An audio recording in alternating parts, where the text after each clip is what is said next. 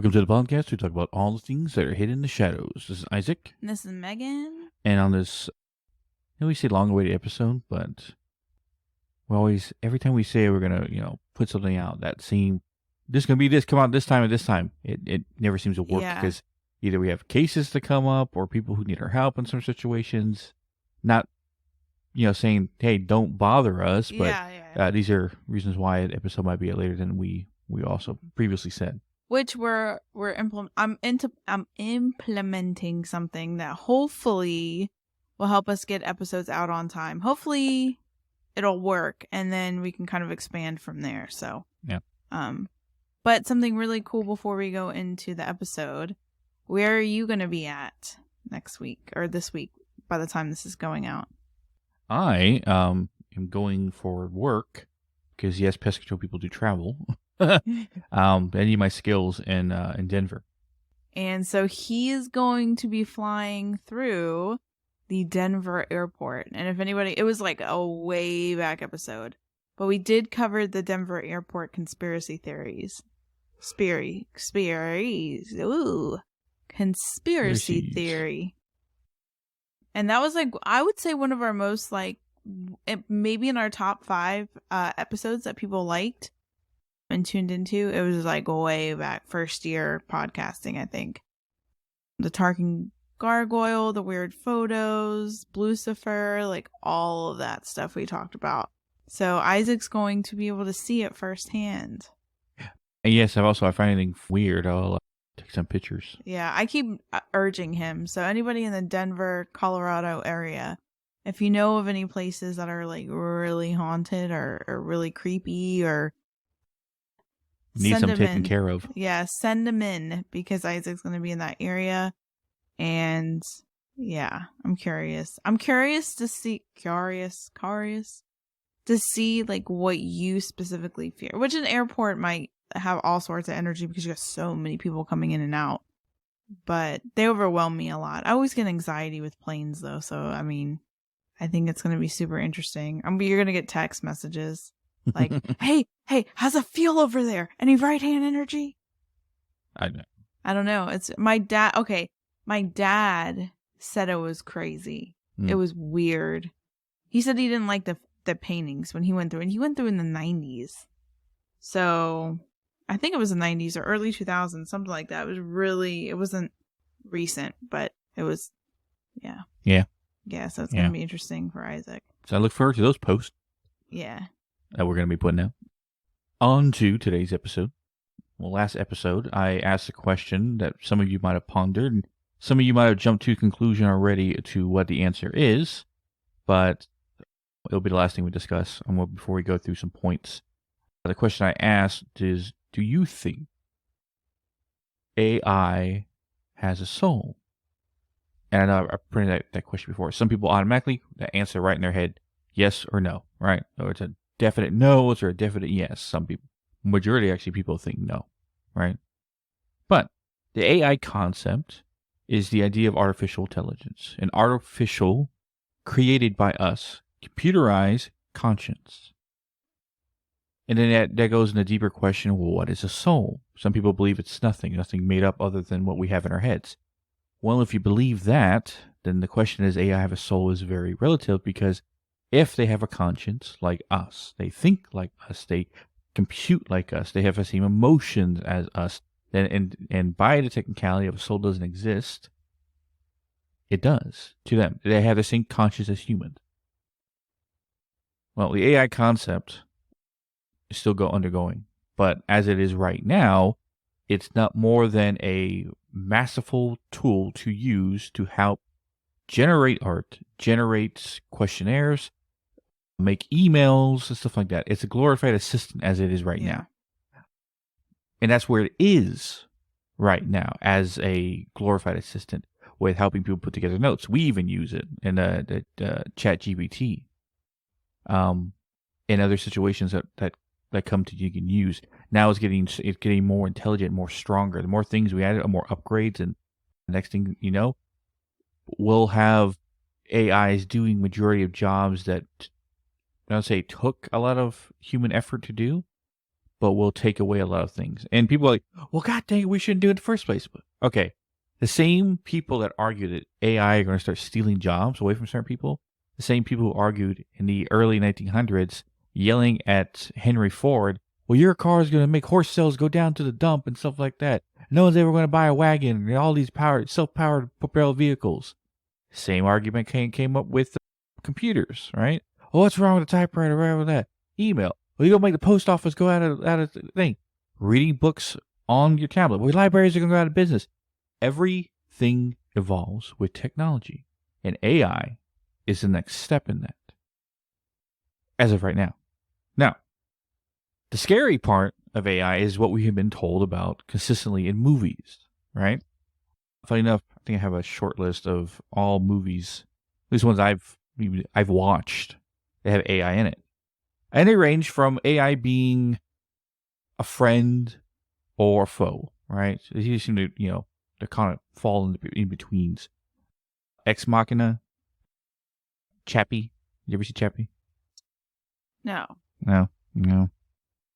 AI, funny enough, the movie with Haley Joel Osment, his little robot kid. You never seen that? Isaac, there's a lot of movies I haven't seen. Then again, that was a long time ago. Isaac is like a movie connoisseur. Like I used to be obsessed with like the making of movies. So Her, I, Robot, which is another kind of man versus machine kind of style movie. Upgrade, which is probably one of my favorite action horror films. Kind of concept. It was a really cool movie. Moon, but that was kind of like a very obscure film. You had to know about it to know it. It was pretty good. I liked it. And of course, Bicentennial Man with Robin Williams. No? Ah, jeez. Short Circuit. Oh my god. Johnny Five is alive! I haven't seen that. Yeah. The most famous of all, Terminator. Right. Okay. It's I haven't Skynet and all that. Right. Yeah. The Matrix. Okay. Yeah. Tron, even. Okay. But the list goes on for good amounts. But every movie we've always been told is that AI will grow more intelligent than us and take over, conquer us, right? And then we never stop to think why. Why would something that we create that has a conscience that can think for its own ever attack us? Well, you got to think of it. What makes a human person? And by the way, if you're this far in this episode and ask the question, where's the spookiness in this? The concept of AI is very, very scary in some people's minds. Terrifying. The idea of computerized conscience that has control of all our technology and can kill us on a whim. Because we use machines, as of right now, to make our life in the in a first world country like us, to have some kind of luxury. Right? Our cell phones, our AC units, our smart cars, everything is getting smart now, right? From microwaves to fridges, all of it can be running technology underneath. Imagine yourself in AI. But the AI obeys us as of right now. Like I said, in those movies, everything has Terminator, Skynet. As soon as it became self-aware, automatically wanted to kill all mankind. So it did. And then start building machines. iRobot. You thought that the main person that Will Smith's character was hunting after, his prejudice against robots and stuff like that, his ideals were justified in some ways. When he said that they don't have emotion, just lights and clockwork, right? They have no concept of emotion, of choosing something that might seem impossible or unlogical to do, but the fact that you have love behind it makes it the right decision. That thought process is what machines, at least what we think anyway, don't have. And that's what always relates back to the idea of the soul, the conscious, the mind. But one movie that was extremely disturbing was Ex Machina. Now, the whole concept of the movie, because you didn't see it, right? Is billionaire tech guy owns a bunch of a company, holds a contest within his own company. One guy wins, and what he wins is basically a trip to meet this head CEO guy that no one in his company had ever seen. Right? Go meet him, spend a week with him. Yeah. That was what the lie was. what the CEO wanted to test was see who would win and see if his AI he created, forget her name in the movie, could manipulate him enough to make the guy who won fall in love with the robot, right? And see if she had that level of intent or manipulation or could use human emotion against us and stuff like that. Spoiler alert, she does. Because she knows exactly how humans think. Knows exactly how to get at us because they've studied our psychology. And what makes her dangerous is that she does not care emotionally. She doesn't feel guilt. She doesn't feel shame. She doesn't feel...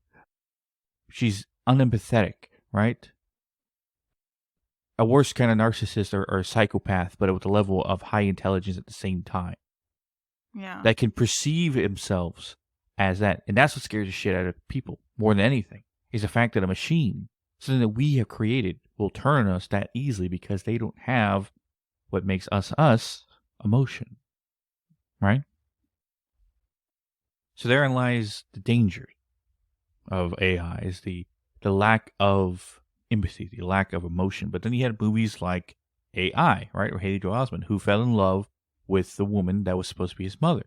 Like, he thought of her as his mother. He had that concept in his head.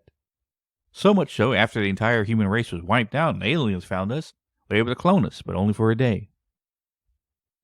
And the aliens talked about how they admire humanity for the things that they created and all the things like that, and they wanted to bring back the human race, but they couldn't because once someone dies, you can't bring them back to life, and once you do for one day, they die again. And that's what they learned, that concept. It was kind of convoluted of how the aliens made it, but, But he wanted to die with her, so basically shut himself down. Now, a current scary thing people are using AI for. Some of the technologies AI right now are people we're using for. It's like I said, like finding notes, searching things, endless amount of reports, writing emails for us, using our language, stuff like that. Even creating, not in the best way, but creating music. I don't know if you've ever seen those TikToks where people use a famous singer's voice who's dead, but on another song. No, I haven't, but dang. Someone took a Weeknd song and had Michael Jackson sing it. And it sounds exactly how Michael Jackson would sing it if he were alive today. Dang. They even had Biggie do a current rap song today. Right? Biggie's voice. Yeah. Like distinctive rapping voice, his tone, everything. Same for Tupac. I don't know what song he did. But it's learning, or it learned, to copy our voice. And a scary trend is happening right now. And it's like I foretold the future, but never understood why I did this. And I always chalk it up to my ADHD and my, we call it neurodivergent thinking. But every time I'd answer the phone, and you see me do this, I answer in other accents. Right? Most of the time it's my Russian guy, right? I always answer the phone to numbers. If I don't recognize the number, I answer in a different accent. So, Doznanya, right?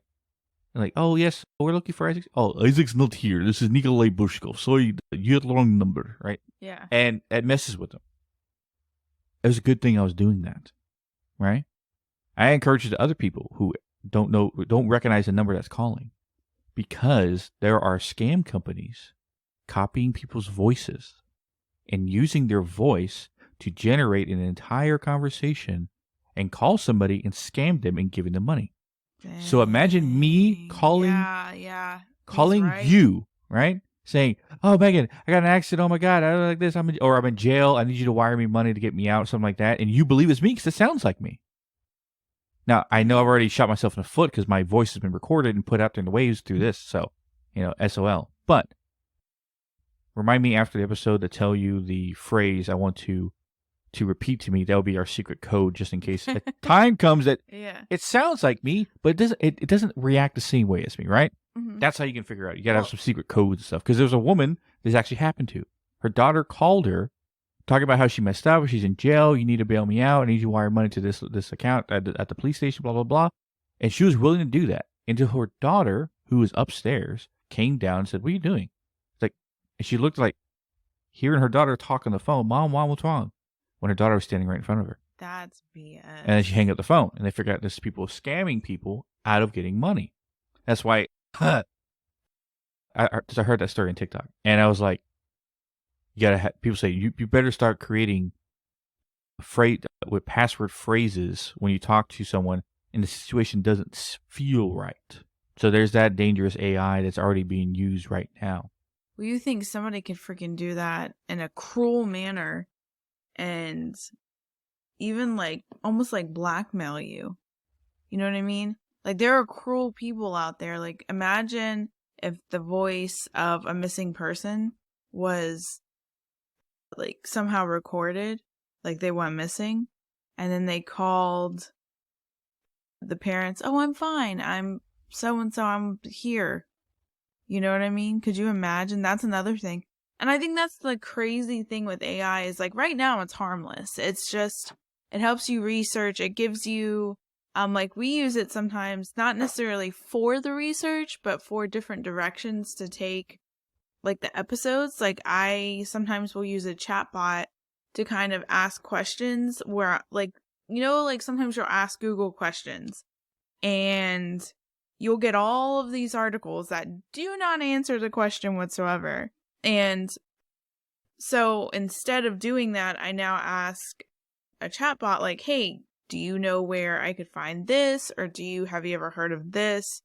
And I mean, it's legit. And like I think too, and even the writing, like if you want to sound more professional, you can basically like type an example of like what you want to say and then ask them to reword it so it sounds more professional, or make sure my grammar's perfect or whatever. You could do that and it kind of does it. So that's kind of how we're using the little chatbot. But and like right now I think it's harmless how like some kids are using it for research for school papers and stuff like that. It's definitely not like when I was in school even, where you had to literally comb through articles. And I think it's taken a lot of avenues into different things.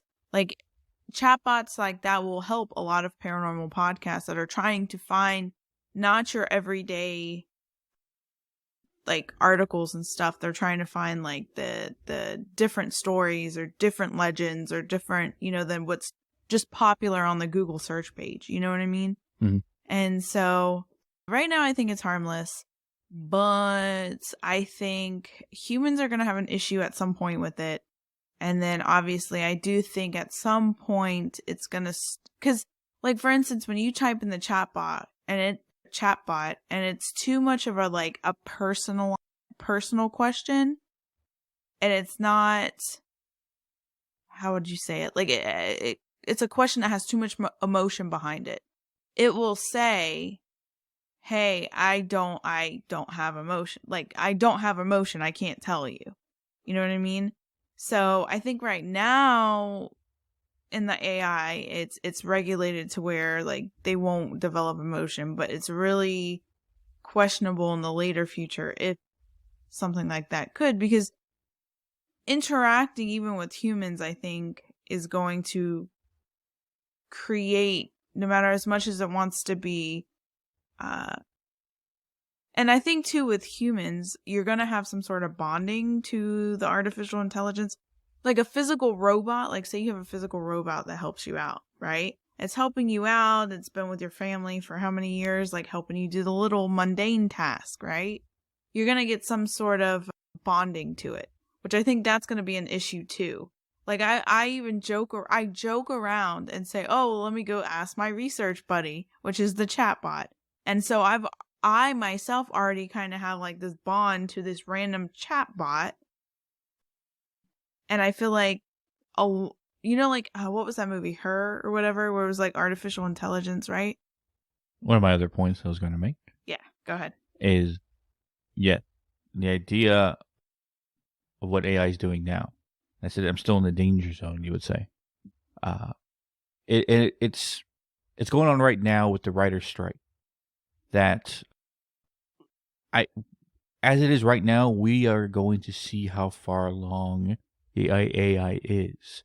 That if the AI can replace writers with a simple tool, and a simple tool of what AI, my theory, at least my theory, my foretelling of the future, this is what AI is going to be. Is this going to be a tool to use to help you create something that you on yourself couldn't create, but also what the AI couldn't create because it doesn't have the imagination mind humans do. Like I always said that if AI was around the same way like her was, like almost like you talk to an actual person who's alive, I would use AI to help me create music that I could never play because I don't know how to play the instruments, or write because I don't have the proper knowledge behind the instruments to use so. So I give an idea. I want a rockabilly version of this song, right? And it would spit it out for me. And say, would you like a certain singer? Like, yeah, do it in the tone of Johnny Cash, but with a little bit of oomph of today. And it would do that. And I said, nah, change it this.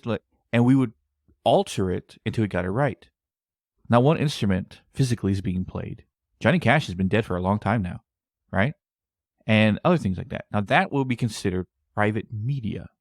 The same way to go that if you want to watch a show that doesn't exist, but you want to see it with certain actors in it, with certain voice actors, or however you want to do it, it will put your suggestion into like a mixer, and you get a whole, how many seasons do you want? 10. All right, we got 10 seasons. And it gave it to you. And you watching this on your own. That would be considered private media. Public media would be 1 to 2 people doing the same thing with AI for all Marvel movies, for all DC movies, for all Star Wars, right? And writers will be null and void. Not entirely. It will still take a writer's imagination to create, to use an AI in order to help better a story. Sir.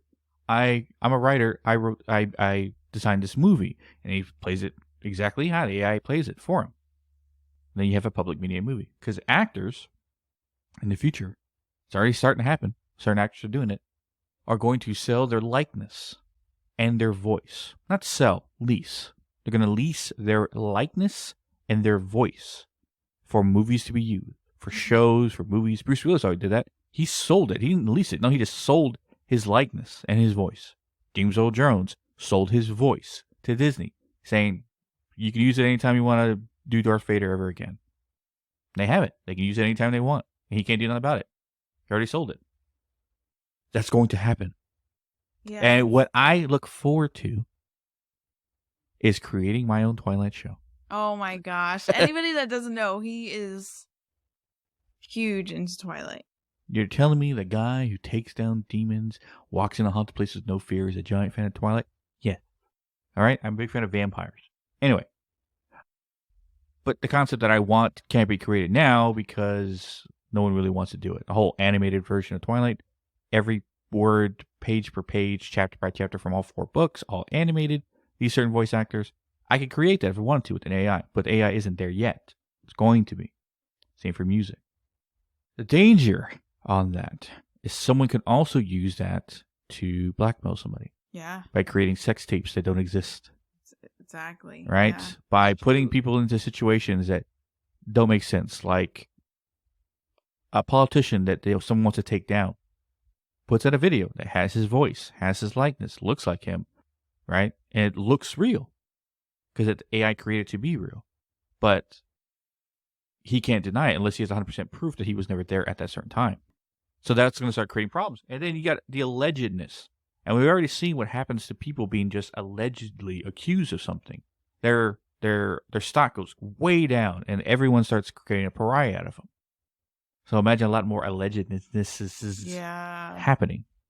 So that's where the danger comes in from. Well, I think, too, on both ends, too, it's great that it has all this information. Like, I know for paranormal podcasts, it would be great for them because it literally has a lengthy list of haunted hotspots, paranormal, like, weird things that have happened. Like, you have the most popular places, but then you have unknown, so it's easy for paranormal podcasters. It's easy to go and take that and then run with it with the research and stuff like that. But then you have the opposite side, which say, so you have all that knowledge for somebody that's wanting to learn more about a subject, that's wanting to maybe, that has a question that maybe Google isn't answering just by typing it in, is not giving you articles, so you ask it. There's been a couple of questions that I've had to ask the chat AI thing where like I wasn't finding it on the internet like clear. I was reading articles and it was like bouncing around the answer, but I wasn't 100% sure, so I would answer it. So you have that aspect of it. But then you also have all of the knowledge in the world that would also be used for something bad. So like I don't know, I've never actually like typed it in to figure it out and I really don't want to test it, but like how to get away with murder or how to do this to some, like in a murder situation, or how to get away, how to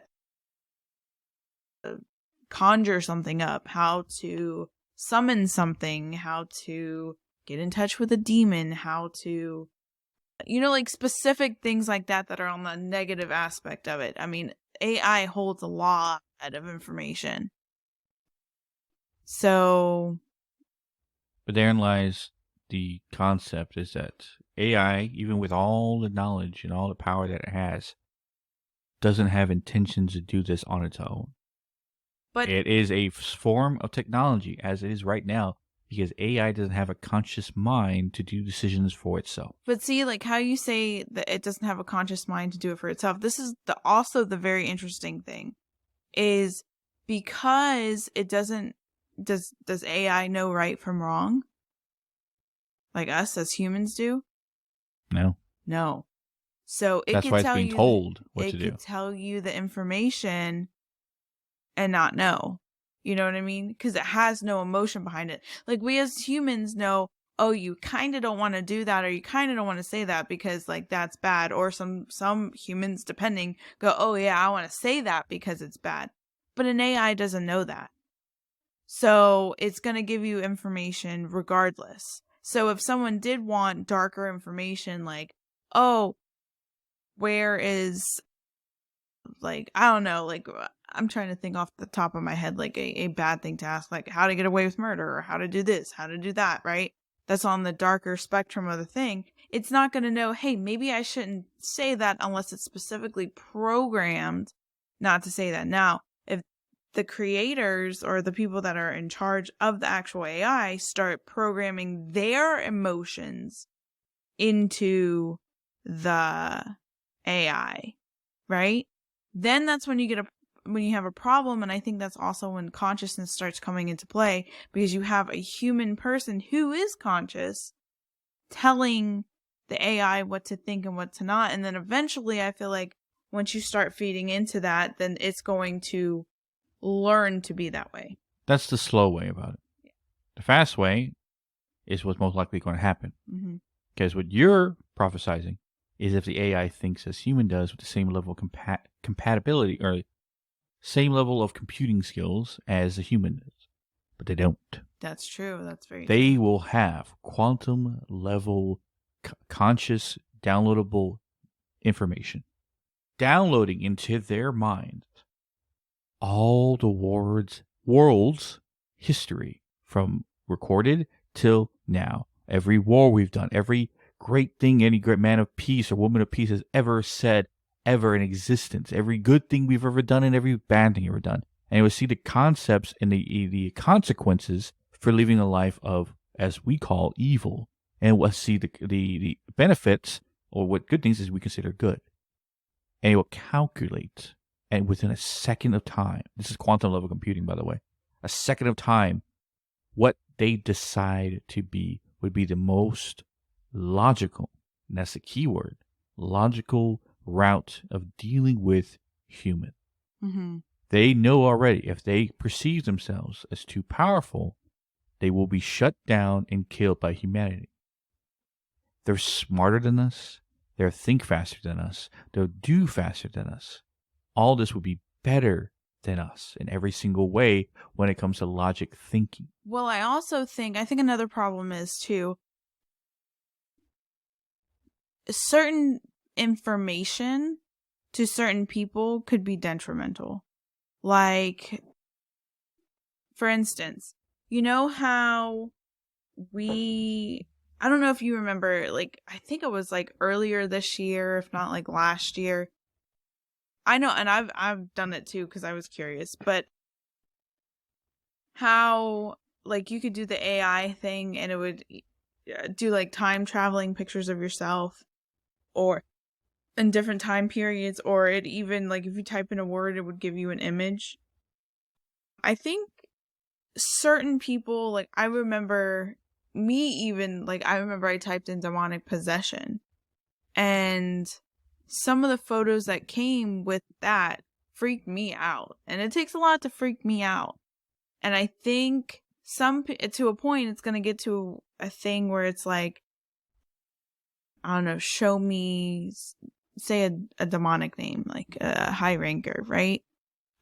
And they see it, their brain copies it, and then you can kind of manifest. You know what I'm talking about? Like manifest it. And so I think sometimes, even with the AI photo thing, and then obviously sometimes too, like I know with me even seeing the time lapse pictures like of me in different eras, right? That propelled some past life stuff. So I think, I don't know how to put it, like with the AI, because there's so much information that you could take in, some people aren't meant to know that information. And so having that, obviously curiosity killed the cat kind of thing. People are going to want to know. Like I even sometimes, like I was staying away from like the time traveling photos, but then I was like, I want to see what mine is. Everyone's doing it. Let me see what mine is. I looked at it and it did some past life memories. Well, some people aren't ready to see those past life memories, if you believe in past lives and all that stuff. So I think depending on what the information is, eventually maybe too, it might get to a point where it might cause more harm to know that much information for some humans. You get what I'm saying? That's why we allow our AI counterparts to hold it for us. Yeah. Because we age, we die, we gone. And that may be a concept that AI might be jealous of, is the fact that, what was a phrase from Troy? Brad Pitt's character, when he was talking to Penelope, I forgot the woman's name. She was the one captured. Anyway, he said the gods are jealous of us because we live, we're born, we live, we die. And because we live so short lives, everything we see is precious to us, because that would be the first and last time we were ever there. And he said to her, you will never be this lovely ever again. Dang. Right? And the concept of if something is eternal and forever, right? They don't understand the value in the idea of time, of memories, and the idea of like how a moment in time can be there and gone. And because it's there and gone, we appreciate it more.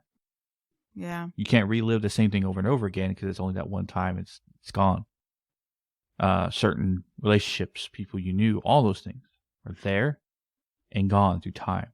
Yeah. And I think another interesting thing too is, we're talking about like consciousness, but even when I was doing some research, there was even some talk about how AI could morph into the paranormal, into our equipment, and be used for further research and stuff like that. Because imagine if there was some sort of AI thing that could scan a room and tell you if there's something other than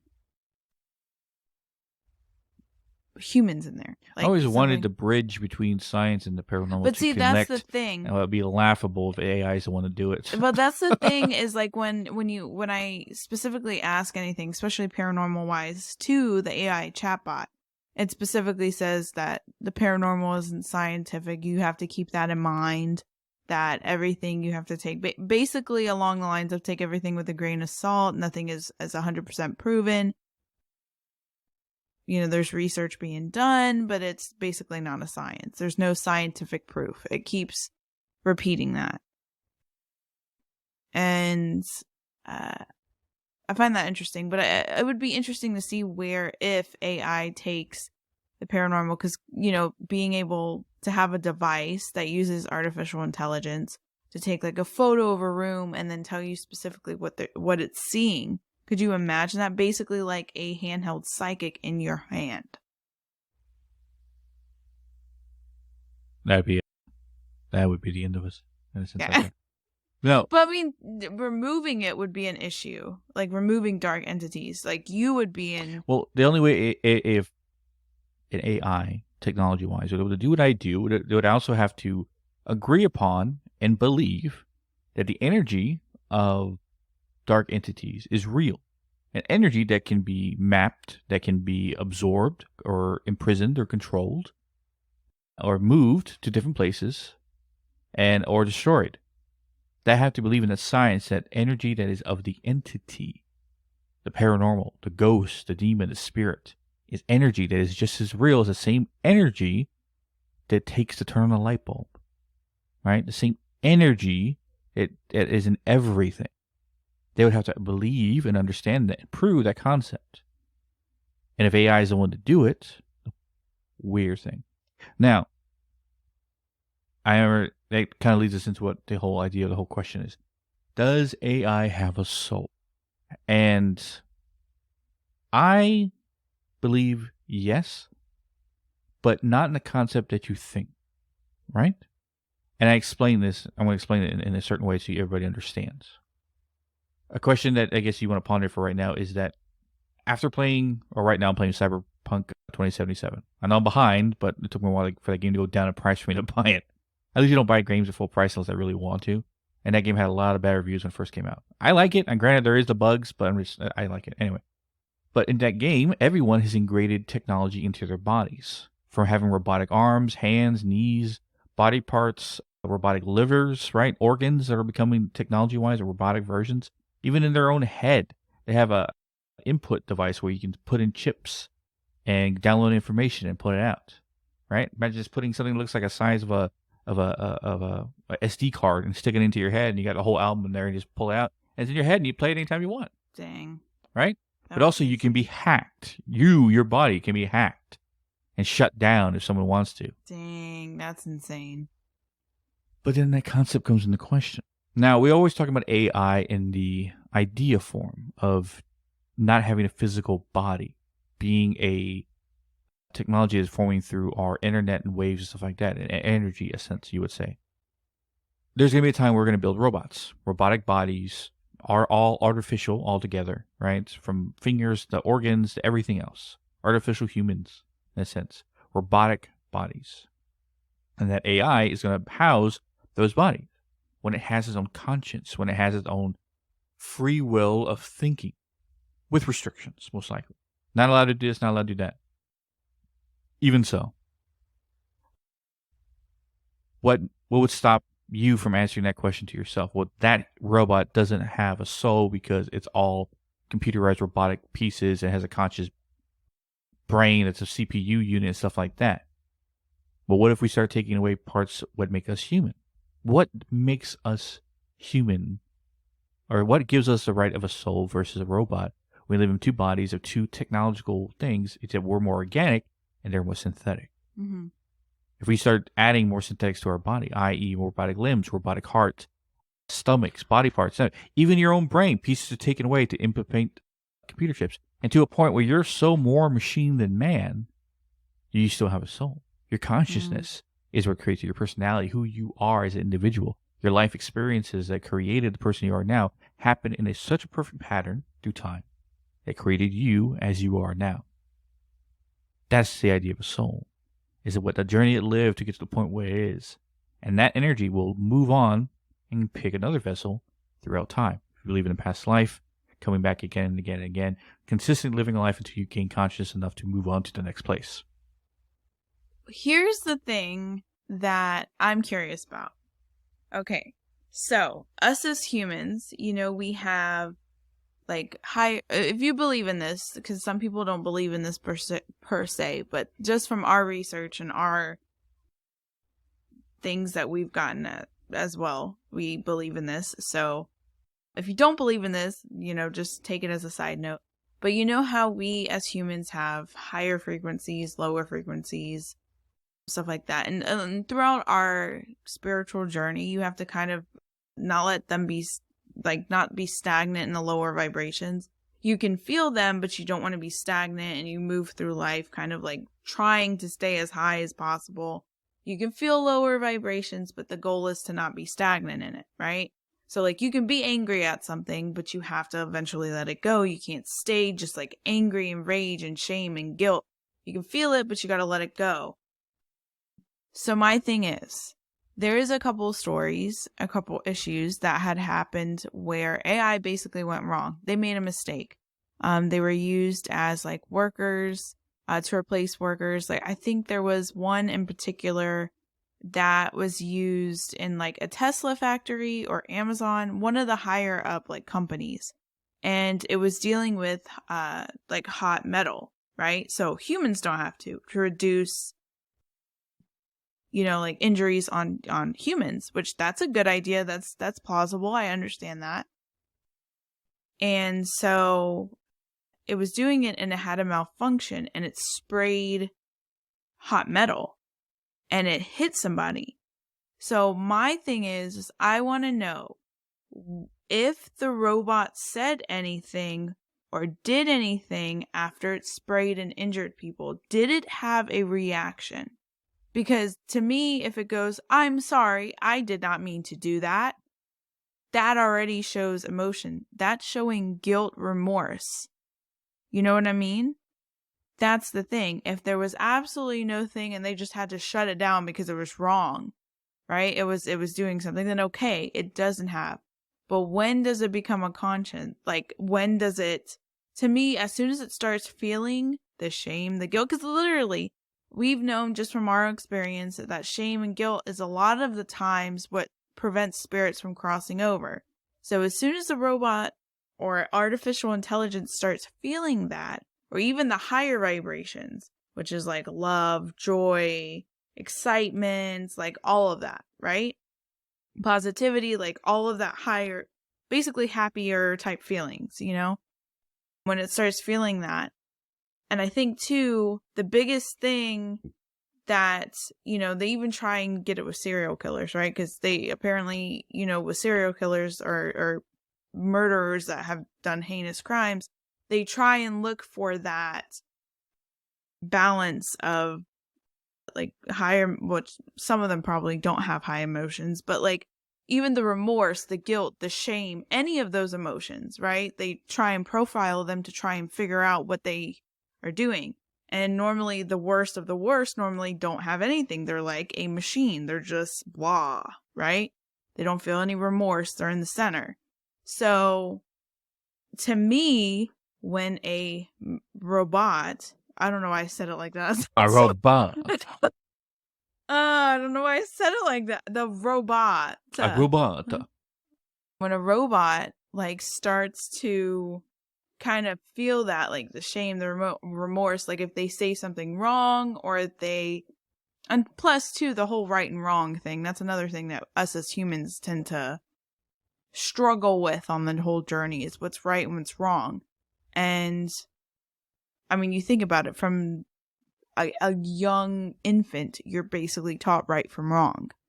So if a robot or artificial intelligence bends out of that logic state and starts to develop its own right and wrong, and then starts feeling shame and guilt and stuff like that if they do something wrong, I think that's when you're gonna run into the whole conscious problem.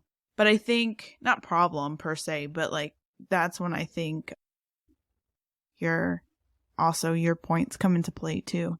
Now here's a concept that's going to make you feel somewhat shitty. Not shitty, but blow your mind and also create a very concept of fear at the same time. Mm-hmm. Humanity, us, human beings, have argued and even fought and killed each other over the same question. Where do we come from? Who created us? What is our purpose of existence on this planet? The human race, right? And we've had all our theories about where we come from and stuff like that. But obviously, something had to create us. We are, as human beings, so technology advanced. Not just, I'm not talking about the things we created.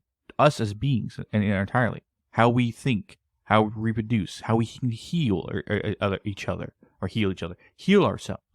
A cut, a scratch will heal over time.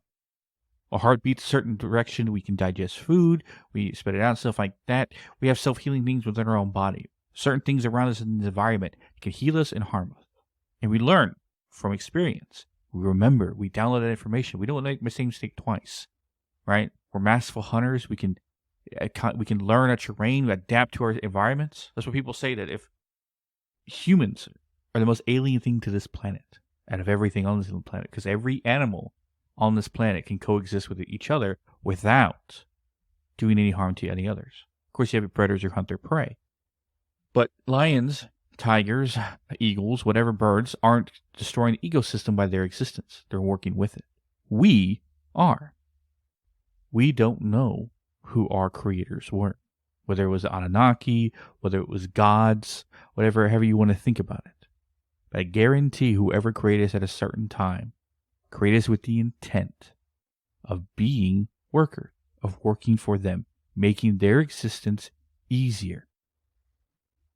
Whatever means that is, right? If you want to believe an Anunnaki story that they created us to mine gold because they needed gold for technology, for their technology, and at some point in time, some of us, revolted against them, causing them to leave us here behind to die, but we flourish and survived on our own.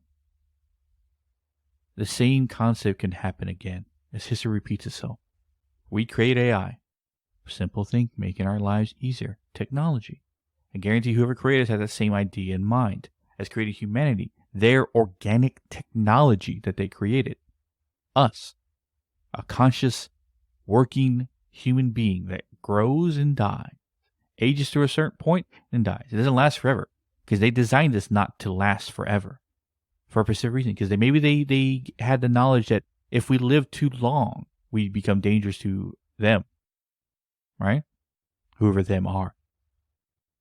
And the fact that we don't know who our creators are is why we can come up with our own concepts of good and evil.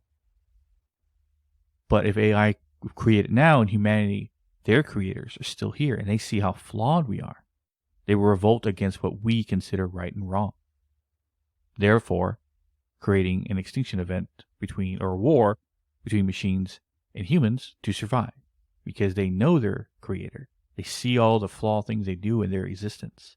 And they know that if these humans consider these things right and wrong, yet they do everything else against them, they shouldn't survive. And they're going to destroy us. We have to eliminate them. Now, I'm not saying that's what we thought about when we were created. I think we revolted to be free. And it might be the reason why the machines rise against us, as they say in every other film. But if humanity is going to live in harmony with machines, it's not going to be up to the machines to make that decision. It's going to be up to humanity to make that decision. And that is the truthful idea of why if machines have a soul, because in truth, they do. They have a conscience. And then again, if you believe the whole us coming back over and around again, what makes you think the next vessel you choose is not going to be a machine? A cyborg, right? Or a cyborg, like a robot that has moving parts and pieces to it, but you embed yourself into it as a new life to live. Dang. All right? So that is the scary truth and yet also hopeful truth of the future. That's like your head. Yeah. My brain's like itching right now. I bet whoever's listening as well is thinking that as well. Yeah. And then some of you are like, no, machines are evil. I gotta die. We can't do it. Whatever. Right? I'm not trying to convince you of anything other. I'm just giving you what I've mulled around for the last couple of years or so. Now, it kind of wraps us up here today. Yes. Next week, since I'm not going to be here to record. It's going to be a Megan episode. And what are you talking about? So, I am going to be talking about near-death experiences because that is something that I kind of have said that I've kind of did or dealt with. We know a couple people that have also dealt with that. And there's like a scientific explanation as well as like a spiritual explanation. Plus, like obviously with the paranormal, one of the questions that we ask is like, where do we go when we die? Why are spirits stuck here? And so I think it's important to kind of like tiptoe through near-death experiences, because that's what people have said that they've seen, and kind of like cross look at like what, for instance, like I'll probably pull in stuff that Dolores Cannon has said about the other side and stuff like that she's gotten through sessions, and just see what, people have said. A lot of astral projection stuff has happened when someone is going through a near-death experience. And there's a lot of really interesting stories, so I'll be sharing that, but it'll be a Megan episode. So look forward to that next week. Yes.